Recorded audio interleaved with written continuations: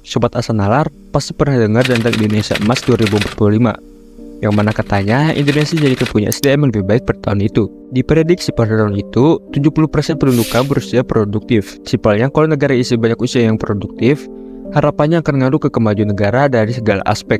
Orang-orang yang diharapkan memajukan Indonesia pada tahun itu sekarang pada masih muda, dan salah satunya kalian kan. Masalahnya, anak-anak muda ini yang akan menjadi tulang punggung di tahun 2045, banyak yang terpapar hal-hal negatif. Pirsa, seorang gadis remaja berusia 16 Ratusan kelompok bermotor yang meresahkan warga diamankan oleh petugas. Respons operasi kekerasan saudara yang kali ini dilakukan oleh sejumlah remaja perempuan.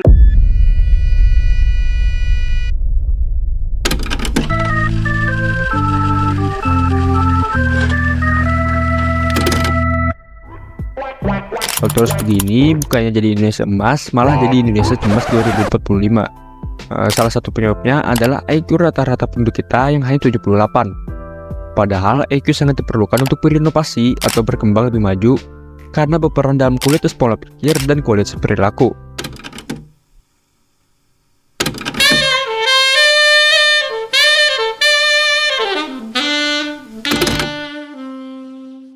Jadi, apa sih penyebab Indonesia jadi seperti ini? Kebiasaan-kebiasaan apa yang orang Indonesia lakukan sehingga IQ kita anjlok?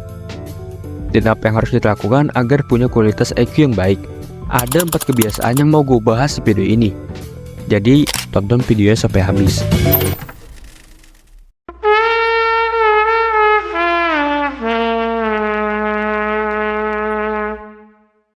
Tan Malaka, selaku seorang filsuf dan pejuang kemerdekaan Indonesia, pernah menyampaikan keresahan atau susahnya Indonesia maju karena masih kental dengan logika mistika. Nah, sekarang logika mistika itu apa sih? Logika mistika itu adalah pola pikir seseorang yang selalu mengaitkan keadaan dengan hal-hal mistis, atau lebih tepatnya, tahayul. Misalnya di tempat tinggal gua tidak boleh buka payung dalam rumah, karena bisa menyebabkan kesialan. Katanya juga tidak boleh duduk di depan pintu karena bisa menyebabkan gak dapat jodoh. Hal itu sempat gue percaya dan akhirnya gue dulu sempat berpikiran kalau gue gak dapat cewek itu karena gue sering duduk di depan pintu. Gue berpikir untuk skincarean atau nyari style yang cocok di badan. Tapi di kepala gue sibuk mikirin kenapa gue sering duduk di depan pintu. Inilah yang menyebabkan logika mistika jadi penyebab Indonesia kurang maju. Pikiran masyarakat kita memikirkan solusi untuk suatu masalah yang solusinya itu nggak nyambung sama masalahnya.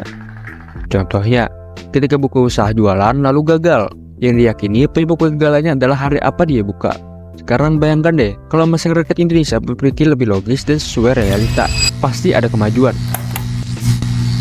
Sekarang gue mau kalian tulis di komentar, tahayul apa yang menurut lu bikin Indonesia susah berkembang.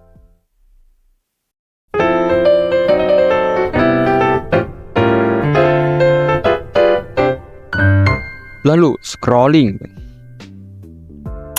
yang akan gue bahas ini bukan hanya dari sisi menghabiskan waktunya, tapi pengaruh ke otak dan perilaku. TikTok brain, atau gejala buruk pada otak yang diakibatkan TikTok atau short video lainnya. Misalnya, karakteristik orang yang telah terpapar TikTok brain ini biasanya punya fokus yang sangat rendah dan pengendalian diri yang rendah juga.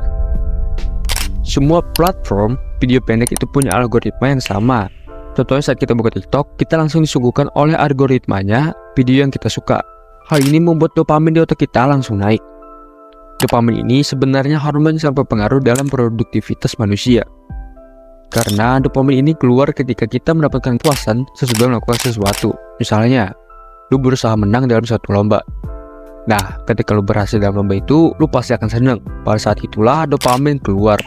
Tapi ketika lu masuk ke TikTok dan langsung disuguhkan video yang lu suka, dopamin lu keluar tanpa effort.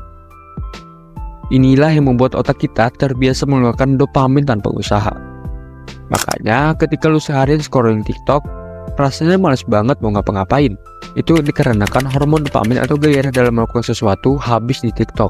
Ini namanya dopamin hijack. Lawannya dari dopamin yang keluar pada saat lu melakukan aktivitas produktif, seperti nge-gym, baca buku, belajar skill, atau cari duit. Ini juga merusak fokus karena terbiasa menonton video pendek. Dan jadinya otak hanya terbiasa fokus dalam waktu yang singkat. Jadi, saatnya mulai batasin scrolling dan ganti kebiasaan scrolling dengan hal produktif, tapi yang menurut lu menyenangkan.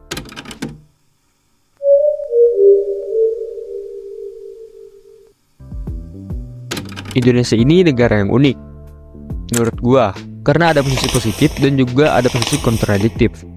Contohnya ada riset dari Pew Research Center yang mengatakan kalau 96% masyarakat Indonesia itu menyatakan dirinya percaya kepada Tuhan. Tapi, situs porno masuk di top website yang paling sering dikunjungi orang Indonesia. Sudah bagus-bagus ada riset yang bilang tinggi dalam beragama, tahu-taunya tinggi juga di konsumsi pil birunya. Kerusakannya terjadi itu nggak main-main loh. Bahkan sampai ada yang bilang lebih parah dari pecandu narkoboy. Nah, kerusakannya akan terjadi pada bagian otak yang berfungsi ketika pengambilan keputusan, membuat rencana untuk masa depan, dan pengendalian nafsu. Makanya jangan heran kalau ada orang yang berani nunjukin hal vitalnya ke orang yang gak dikenal di tempat umum.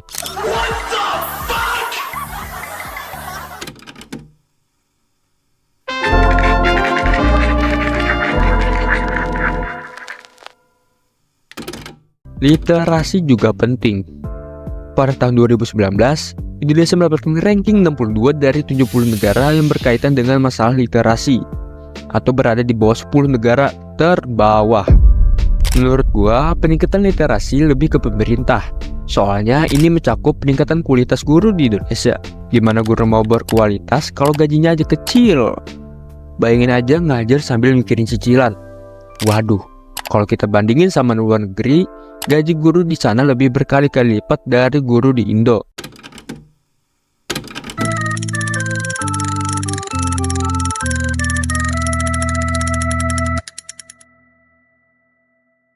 Dan kesimpulannya, Indonesia masih punya kesempatan menjadi Indonesia Emas di 2045 nanti. Tapi tantangannya banyak. Salah satunya dari banyak kak. Tantangan seperti logika mistika, kecanduan sosmed, dan adiksi ke film porno. Itu semuanya adalah tentang kebiasaan fisik atau kebiasaan berpikir. Gambaran masa depan yang paling jelas yang bisa kita lihat sekarang adalah kebiasaan kita sendiri. Gua harap kita semua bisa menjadi salah satu orang yang membuat visi Indonesia Emas itu berhasil. Gue Yoga selaku narator Rasa Nalar mengucapkan terima kasih sudah menonton sampai habis. Dan dah.